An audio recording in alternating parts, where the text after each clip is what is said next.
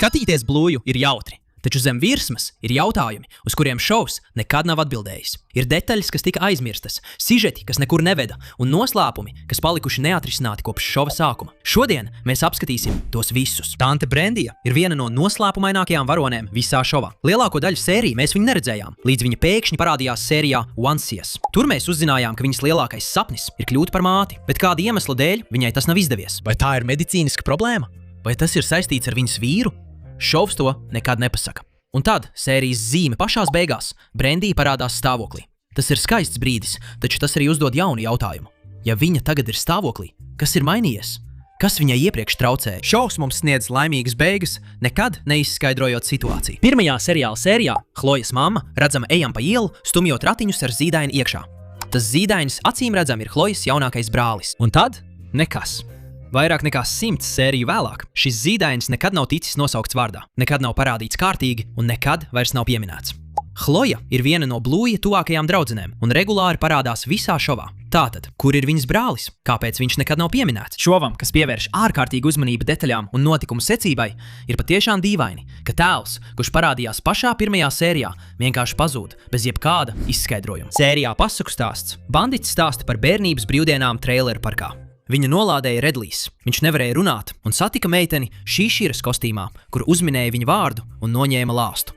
Bandits Healers. Bandits ir pilnīgi pārliecināts, ka tā meitene bija Čilī, bet šovā Čilī stingri apgalvo, ka viņi iepazinās kā pieaugušie ballītē Londonā. Bet pieņemsim, ka tas bija ballītē Londonā. Un viņai pilnīgi nav atmiņa par to, ka būtu satikusi banditu bērnībā.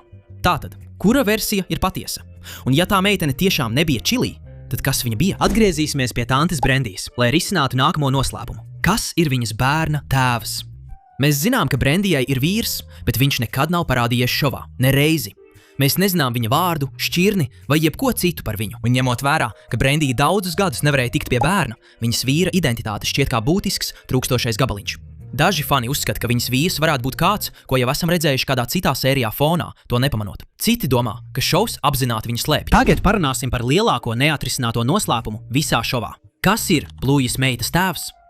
Radītājs Joe Brams apstiprināja, ka apzināti lūdza animatoriem izveidot Bluejas meitu kā vienādu 3 šķirņu sajaukumu – Healeri, Border Collie un Labradori. Tas attiecas uz pašu Blueju, Makenziju un Džanu Luku, taču Brams arī atstāja mājienu, ko neviens vēl nav pilnībā uztvēris. Bluejas pasaulē lielākā daļa kucēnu ir tādas pašas šķirnes kā viņa vecāki, kas nozīmē, ka pastāv reāli iespēja, ka Brams spēlē ar visu fanu kopienu, ka ne Makenzijs, ne Žans Luks nav tēvs, un ka Bluejas vīrs ir kāds, kuru viņa vēl pat nav satikusi.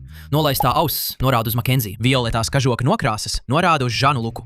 Taču radītāja komentārs par vienas šķirnes vecākiem norāda pavisam citā virzienā, un līdz šovs to apstiprinās, šis noslēpums paliek pilnīgi atklāts. Šeit ir kas tāds, kas jūs patiešām samulsinās, ja pievērsīsiet īpašu uzmanību. Healer mājas izkārtojums mainās atkarībā no sērijas. Logi ir vērsti dažādos virzienos, istabas parādās vietās, kur tās iepriekš nebija. Virtuve, kurai loģiski vajadzētu atrasties pirmajā stāvā, patiesībā ir otrajā stāvā, un sērijā Dzimis vakar virtuves izlietnes loks skatās tieši uz pagalmu. Taču visās pārējās sērijās tas pats loks ir vērsts uz mājas sānu. Tātad, kā īsti izskatās Healer māja? Šeit ir vēl kas tāds, kas klusām mulsina fanus. Ar ko Čilī īsti nodarbojas darbā? Mēs zinām, ka viņa strādā lidostas drošībā. Sērijā nakšņošana viņa redzama savā formā, taču mēs nekad neesam redzējuši viņu darbā, dodamies uz mājiņu, vai pat dzirdējuši viņu pieminam, ka viņa dodas uz darbu. Bandīta arheologa karjera tiek pieminēta nepārtraukti. Čilī darbs gandrīz nekad netiek apspriests. Turklāt viņa bieži ir mājās. Vai viņa strādā nepilnu slodzi, elastīgu grafiku, vai kaut kas ir mainījies, par ko šovs mums nav pastāstījis? Forma parādās vienu reizi un pēc tam pazūd, un šovs vienkārši turpina tālāk. It kā tas nebūtu vērts paskaidrot. Sērijā Klusuma spēle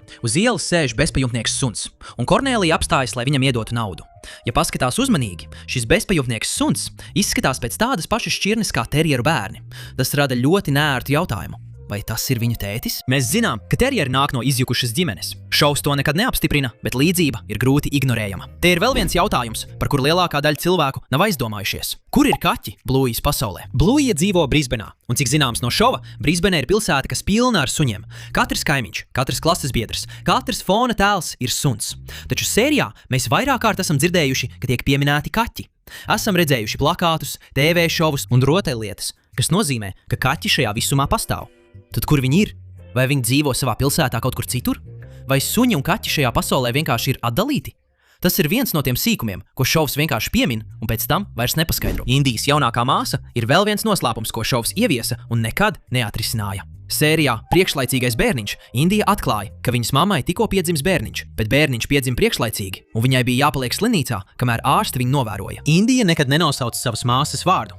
Māsa nekad neparādās, un šovs mums nekad nepasaka, vai viss beidzās labi. Priekš šova, kas emocionālas tēmas risina ar izcilu rūpību, atstāt priekšlaicīgi dzimuša bērnu stāstu pilnībā neatrisinātu šķiet kā kaut kas, kam būtu pelnījis turpinājumu. Vai Indijas māsa ir vesela? Vai viņai ir vārds? Vai mēs viņu kādreiz redzēsim? Tagad parunāsim par Bosko, Friskijas bijušo draugu, kurš nekad nav parādījies uz ekrāna, bet kura prombūtne ir atstājusi nospiedumu stāstā. Sērijā Divkāršā aukle Bluijs nejauši pastāsta onklim Rādlijam, ka Friskijai ir draugs vārdā Bosko. Bosko ir viņas īstā mīlestība. Vairs ne. Friskijs viņu izlabo, sakot, ka viņi izšķīrās. Un kad Bingo jautā, vai mīlestībai nav jāilgst mūžīgi, Friskijs saka, ka viņa agrāk tā domāja. Šī viena frāze pasaka visu. Lai ko Bosko būtu izdarījis, tas bija pietiekami nopietni, lai Friskijs pārstātu ticēt ilgstošai mīlestībai. Un te ir detaļa, kas padara to vēl nozīmīgāku. Friskijs gandrīz atcēla savas kāzas ar Redliju, jo viņš pieņēma lielu lēmumu, neapspriežoties ar viņu, bet viņa viņam piedeva. Tātad, lai kas arī būtu, ko Bosko izdarīja, tas bija acīm redzami daudz sliktāk. Šovs mums nekad nav pateicis, kas notika, bet Bosko veidoja to, par ko Friskijs kļuva. Un tas padara viņu par vienu no ietekmīgākajiem tēliem šovā, neskatoties uz to, ka viņš nekad nav parādījies. Un kamēr mēs runājam par Friskiju un Redliju, te ir kas tāds, ko lielākā daļa cilvēku palaida garām. Viņu attiecības nenotika nejauši. Čilī to sarīkoja. Sērijā Dubultā aukle mēs uzzinām, ka Redlijs strādā uz naftas platformas, un viņam gandrīz nekad nav brīva laika, lai apciemotu ģimeni. Tātad, kad viņš apstiprina, ka ir pieejams auklēšanai tajā pašā vakarā,